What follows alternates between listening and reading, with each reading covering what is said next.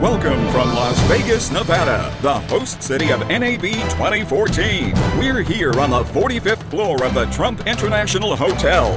This is Cinema5D on the couch, presented by B&H, the professionals source, Vitech Videocom, Tools on Air, and Zeiss.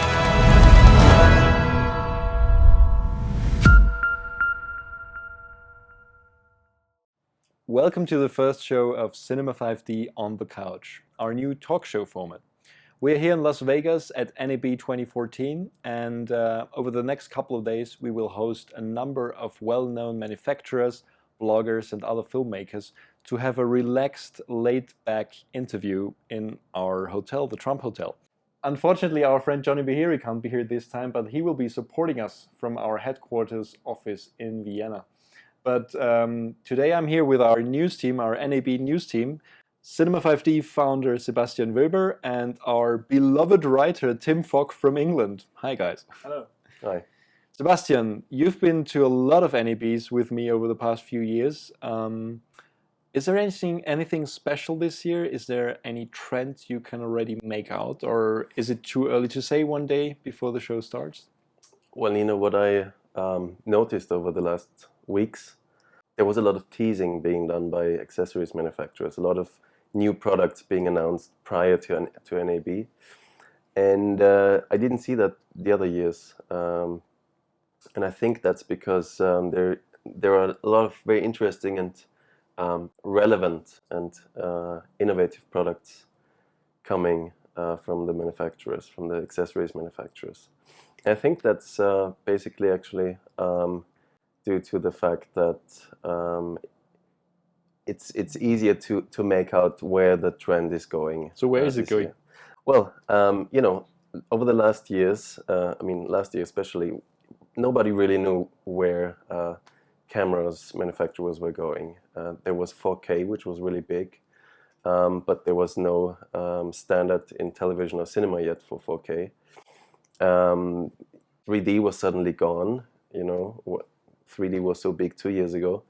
Well, they tried to make it big, but nobody caught on. So, it seems like this trend has faded. Do you think 4K will be the new 3D, or will it remain a trend? No, I think 4K really has relevance and importance, and a lot of stuff that is shot for 2K and for HD is more and more being acquired on 4K, and I think it makes total sense. All the editing system, everything is really more and more being laid out for 4K, and it's just that additional resolution, that additional safety you have when you have the big resolution. So we see the whole pipeline catching on. It's not only the cameras anymore; it's also the editing software. It's all the hardware necessary for pre-production as well and post-production. Yeah, that's catching on. That's true. Yeah, and I think.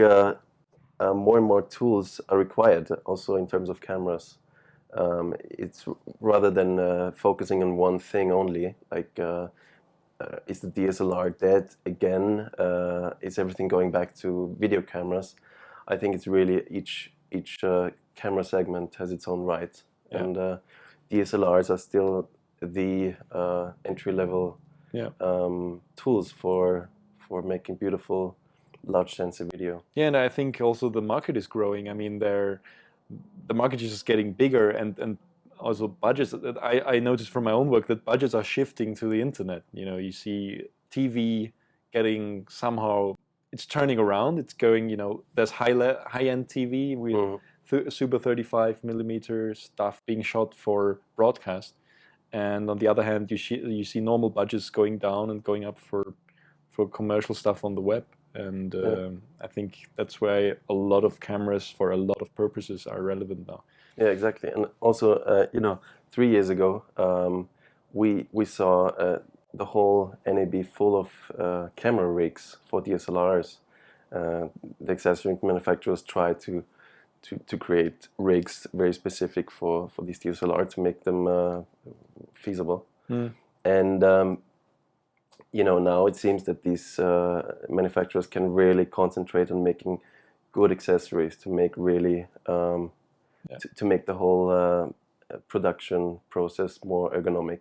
So it's more about versatility now with a lot of different cameras, right? Yeah, I think it's more less about versatility and also about really creating relevant, innovative gear that helps us as filmmakers, no matter which body we're putting behind the lens, to really get the best out of these camera bodies. Yeah. So Tim, where do you see out of these pre-announcements? I mean, it's your first time at NAB, but you know the industry well. Out of these pre-announcements, is there anything that caught your interest?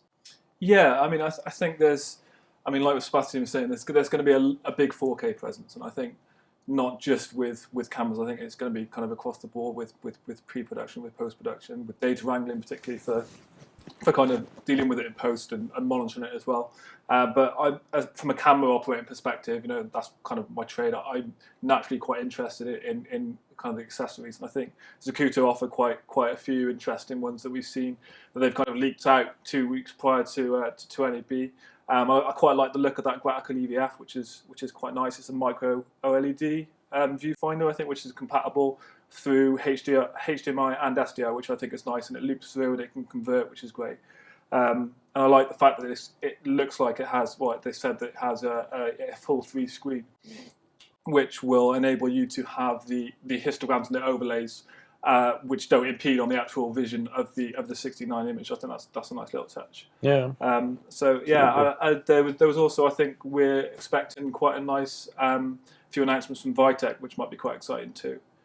Another one that we'll probably be quite expecting to see is quite a lot of stabilizing devices. I think through IBC and BVE, we saw quite a few prototype Movi style stabilizers. So I think NAB is probably going to be a good platform for them consolidating that information a bit more and potentially seeing a few more roll out of production rather than them being in the kind of pre-production state. Yeah, the Movi was announced exactly 1 year ago at NAB with a big film by Vincent Laforet. And there was a huge excitement about it. And at IBC in Amsterdam in September, which is the other big broadcast show in Europe, we saw tons of clones. So I think America still has to be exposed to these tons of clones. This will be the time, I guess. And there will be even more than at IBC, I guess. Yeah, and it's still quite exciting, I think, because we still haven't seen a lot of footage from either of these kind of similar gyro stabilizer products. We're still yet to see a good flow of material which is actually being produced, you know, by these. So from my perspective, I guess a lot of other operators as well, there's still not that, you know, the Movi seems to be quite well documented now. There's other stabilizers which are out there, but no one's really documented their performance properly. So it'd be nice to see that kind of reeling out hopefully later. Yeah, I'm looking forward to seeing how they work now, because at IBC I tried a couple of the clones and I wasn't really too excited about them. But you saw that FreeFly just had, you know, they were just developing this for a much longer time, and you could see that they put a lot more work into their software and everything as well. That's also why I decided to buy the Movi. And we're probably also going to have Tab from FreeFly here. He already confirmed that he will be coming to one of the shows, as well as Zacuto with a new product. So that should be quite exciting. I also imagine that the gimbal technology, you know, after the Movi can bring so much more as well. I think there can be some interesting new products. True. I mean, from that side as well. I always wondered about why all the clone, or most of these Movi clones, use the exact same form factor. Why don't they just come up with something else? Make something which is a bit more ergonomically friendly to use. I mean, the Shadow Cam, for example, we saw that. The shoulder rig. The prototype at BV, which is effectively the shoulder-mounted version with a gyro on the front. I thought that was quite nice. I like the way it packed down as well, quite concisely. That was nice for transportation. But it'd be nice to see products which are a bit more intuitively designed like that, which support this gyro system. I think that'd be good as well. And another place where the gyro stabilizing comes into hand as well as aerial photography. We've seen a lot more of that the last kind of year as well. Absolutely. So it'd be interesting to see how much of a factor that plays this year. Yeah, I think last year was the big trend we saw at NAB and IBC as well, was moving a camera. Like moving a camera in all kinds of ways, through a gyrocopter or gimbal stabilizers, and even a lot of new cranes and stuff. So I wonder if there is anything, well, when we sit here in 4 days or so, if we can see something that, you know, where we say, okay, the overall trend is moving. Is it motion again? Is it what is it? You know, is it Yeah. just an enhancement of anything? Yeah. I can't think of anything specific yet, but we will see. I've noticed quite a few, rather than linear sliders, but ones which can actually move on an arc. We saw the Parallax, which was brought out by Kessler, announced I think maybe a year ago. But we've also had a Delco respond with their electronic version. And not a few days earlier, I saw a Kickstarter as well with an actual curved track, which basically did the same thing. So it might be quite interesting to see how many of these we start to see popping up now, because I think it's also, the slider's been around for so long now that it's almost, you almost get tired of seeing it in a production. So it's kind of, where can you take that? You know, it's a good tool to have because it's portable, it's affordable now, and you know, you can move it around quickly, you can operate it quite quickly. So it's kind of perfecting that system. You know, what can we do to make it a bit more exciting? I think this kind of art action is starting to play a bit more of a presence as well. So yeah, it'll be interesting to see what comes out. So 4K is becoming mainstream now.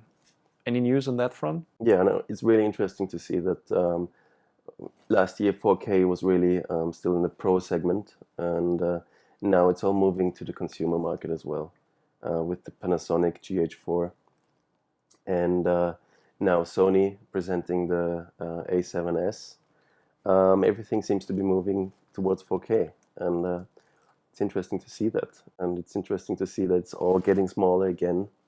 And of course, with all the motion innovation we're seeing, all the 4K is getting so much more space. I think going on that form factor is quite interesting as well, because if you look at both Panasonic and Sony, companies which don't have a good pedigree in making pro DSLRs, that they've approached it from a mirrorless point of view, so that their flagship stills cameras which shoot video are the mirrorless type. Whereas you have a look at kind of Canon and Nikon, where they have a bit more of a pedigree for DSLR bodies, they're still kind of pushing the DSLRs as their professional line. So it's quite interesting to see that kind of, where is, you know, what will Canon respond with? Will they, you know, explore the mirrorless line further? Will they, you know, when they bring 4K down through the ranks into their, you know, their stills cameras more so than the 1DC, where is it going to come? Is it going to come into a DSLR body, or is it going to come into a mirrorless body? And it's quite interesting that Canon have just dropped the price of the 1DC, which might be kind of making room for a new announcement, or it might just be trying to make themselves more competitive with Panasonic and Sony. So it'd be interesting to see where they bring 4K into their lineup. The funny thing is for me that it took Sony such a long time to finally realize that their box form factor of the cameras that they always had, which really stems from mechanical cameras, is not ideal for anyone. And not for everyone. I mean, it is ideal for some people, for people who come from the broadcast sector and who are used to shoulder mount cameras.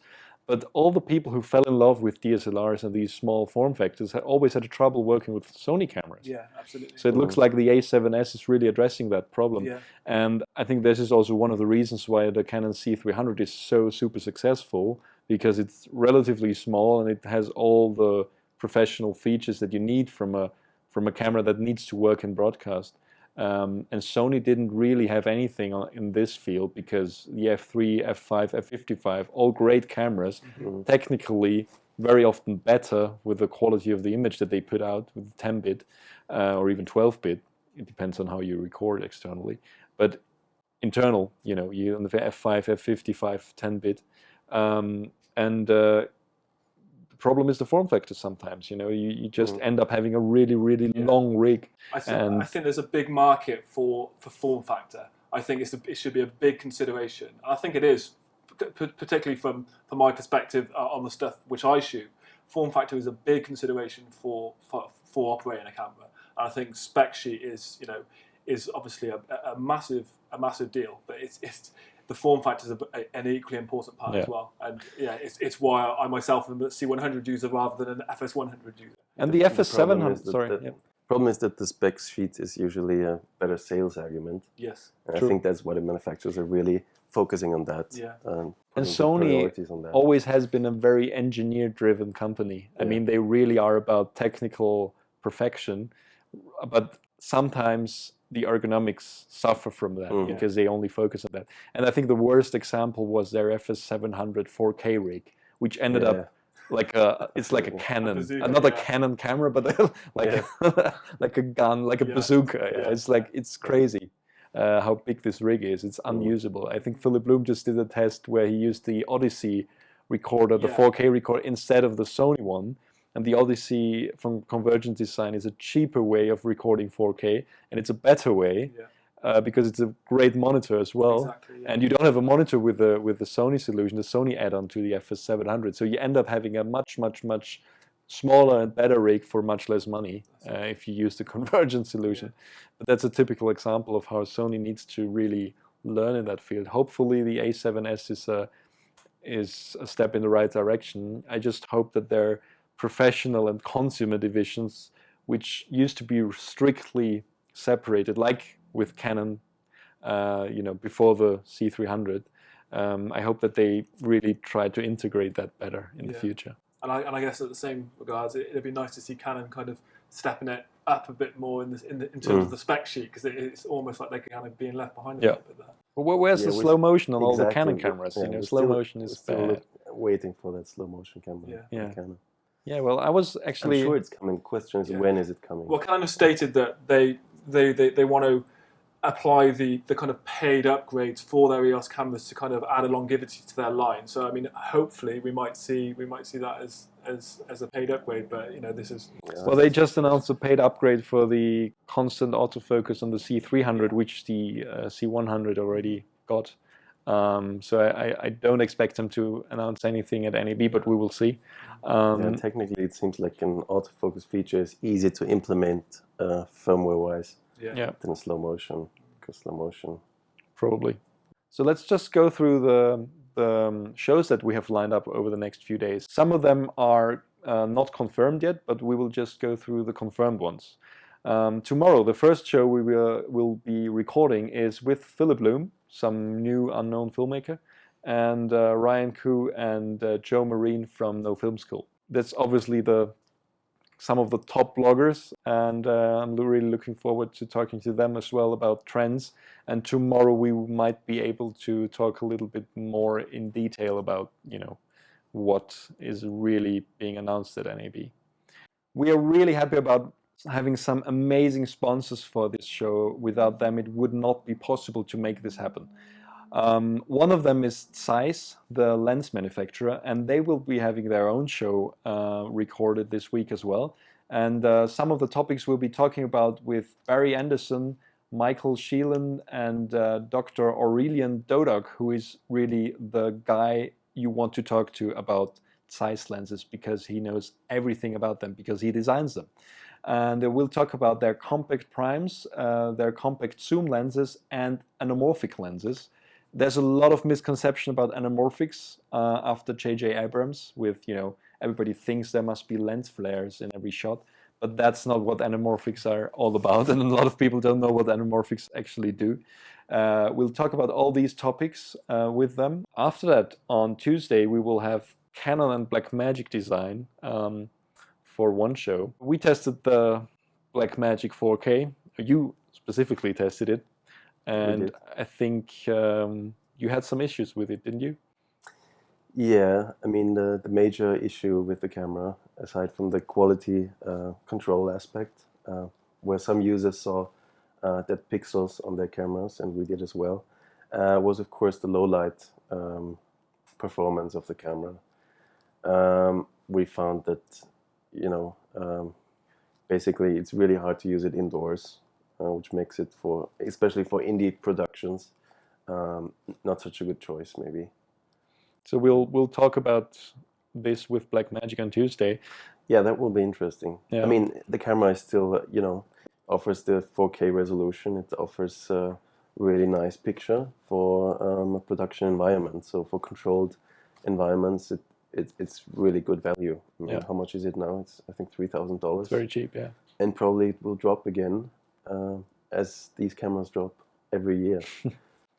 And let's see what the next Blackmagic camera brings. I'm sure there'll be another one soon. We'll also have Canon in the same show, and there were a few new announcements from Canon, not camera specific, but very exciting new lens for a super 35 millimeter. Yeah, that I looks think great. 17 to 120, 120 millimeters. Yeah. For me, this is really the perfect documentary zoom Yeah. lens that I always wished for, and finally there is one, and it actually will have a zoom rocker. Yeah. The funny thing is that I want to know from Canon is, why do you put in a zoom rocker but not the control for it? Because this zoom rocker needs to be powered somehow. Yeah. And the Canon cameras don't have a way of powering it, but the Sony cameras do. Yeah. So it looks like the PL version of that Canon lens will work better on the F5, Yes. F55 than it will work on Canon cameras, It which is a is little kind strange of because ironic. they brought out the EF mount version, but you can't use that with an EF Yeah. because they've got the cameras which have the EF mount, but yeah, none of them have the connection to actually. You can't get them. power. Yeah. So this is something I want to know from them on Tuesday. Yeah. So we'll see. And Would what be else nice. did Canon announce? Would be nice if They also- brought out the two small chip cameras, the replacements to the 105 and the 100, I think it was, so the XF 205 and the 200. So they'll probably have those at their stand, yeah. So we really see really good codecs in these small broadcast cameras, small chip broadcast cameras now, because everybody's moving to bigger sensors. They need to offer something for these cameras, I think. But we're really interested in larger sensors, so I hope that Canon will be bringing out something in that field. But it doesn't look like it. Well, we'll find out. And we hope we still get hold of someone from Sony. Yeah, we join the session still as well. hope that we get hold of someone from Sony as well to talk about the A7S in person to us. They are obviously very busy, but we might be able to. At least we will have Sebastian will be doing the coverage from the show floor, so we will continue to do the small videos we always did from the show floor about individual products. And Sebastian will be covering the A7S on the floor. I'll walk a few hundred miles there again. And I'll be sitting here. We'll be just sitting here and relaxing. You'll have it. You'll have a relaxing time. Yeah. We'll I'll see be about that. walking. Well, anyway, we'll try to get them for the show as well. So the next show we have is on Wednesday. That is a user-based show. The overall theme will be financing products and projects via Kickstarter and Indiegogo and other crowdfunding platforms. And actually we'll have the producers and directors of a new documentary here about David Hasselhoff. Yeah, everybody's laughing when he hears his name. But we will hear more. Is he Austrian? He's Can you get him on? because of the name. The name is actually German. Make a phone call. Yeah. Get him in. But they will be here, and we will be premiering a trailer for that production, and I'm quite excited about that because I was one of the camera operators on it, and it was a very, very fun shoot last year. And then we'll also have Justin Jensen from Cinetics on the show. He had the very successful Kickstarter project Axis 360 last year on Kickstarter. And we'll talk to him about what it takes to finance a product successfully on Kickstarter. So then we also have a show with Sakudo on Wednesday. It's being recorded. We'll have Steve Weiss and Jens Bogenhagen, the owners and CEOs of Sakudo. And also my good friend Rodney Charters, who is also a good friend of Sakudo, will be here.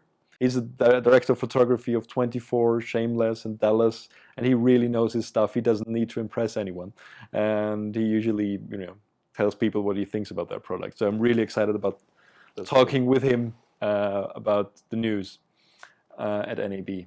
We'll also have our dear sponsor Vitek Videocom on one of the shows, and they will announce a couple of new products under their Sachtler brand, which is best known for their tripods, but it won't be a tripod. So that's all I can say. It will be something in the camera support range. We'll see about that when they are here. I'm also really excited about having B&H on the show. And specifically, it's Gabriel Biederman, a guy who has been with B&H for a very long time. And they are our lead sponsor on this show. And not only as a sponsor, but as a supporter, because they really provided all the equipment we use here. And without them, this show literally would not be happening. I'm very excited about having him here because as the main and biggest, largest camera retailer in North America, they should know where the trends really go because they know exactly how much they sell of which product. Yeah.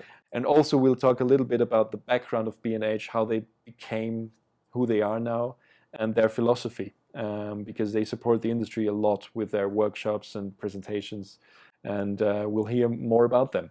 Then we'll have another show with filmmakers and their view on the market and where everything is headed. More specifically with the Bui brothers and Jan Volet and Christoph Dertschel from Wienerland. That's a new series that's going to be shot in Austria, and it's from the suspense genre, I would say, but it's really, really fantasy-like, so kind of looks like Lord of the Rings, very, very high production value. And these 4 people will talk about crowdfunding again, and also does shooting in 4K make sense? Because the 4 of them have very, very different positions on that topic that will be interesting to hear. And it's also about financing indie films in this day and age, because it's getting more and more difficult to finance films and find money for your indie projects. With budgets dwindling, it's just getting harder. So where do we get the money from? Is crowdfunding really the way to go? Or like the Bui brothers say, how do you get somebody who is well off to finance your indie project? So it's very interesting to hear from them, because they have a lot of experience in that field. So that's quite exciting. We have a few shows lined up, as you heard. There might be a few more added, but that's it for now. And yeah, good luck on the show floor over the next few days, Sebastian. Thank you, Nino. And if there is anything new coming up, we will be covering it. Thanks for watching, and thanks to our sponsors, B&H, Zeiss, Vitek Videocom, and Tools on Air. Thank you for watching, and see you tomorrow.